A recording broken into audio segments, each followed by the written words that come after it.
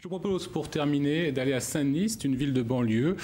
Avec son lot de clichés, un groupe d'artistes a décidé de tordre le cou à ces idées reçues. Regardez ce reportage de Virginie de la Haute-Maison et de Noé Salem.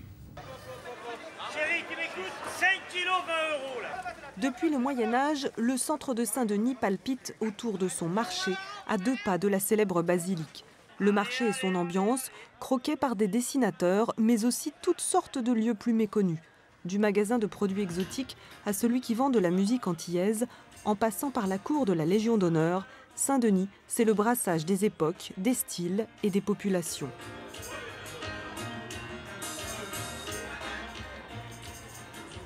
Ce que j'ai surtout voulu montrer, c'est la richesse qui naît de la diversité.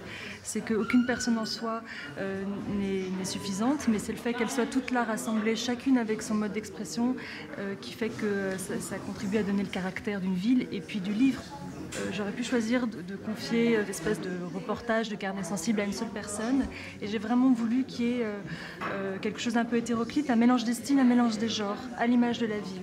Ceux qui ont participé à cet ouvrage intitulé « Saint-Denis, portrait sensible » se rencontrent au Café culturel.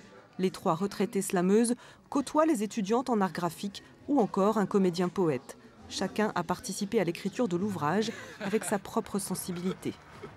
Des copains, des pintes et des clopes, ils se retrouvent au bistrot pour se distraire, se distille l'un des rares endroits où encore les vapeurs humaines se distillent. Saint-Denis, ma vieille grande amie. Commencer sa journée au petit noir ou demeurer sa journée au rouge alambiqué, à chacun ses couleurs. Que tes remous soient de colère ou de joie, ne fera pas de nous des hors-la-loi. Quand on essaye d'écrire des choses et tout, il faut aller là où les choses se passent, là où il y a de l'action, là où il y a de la violence, là où il y a des problèmes, quoi.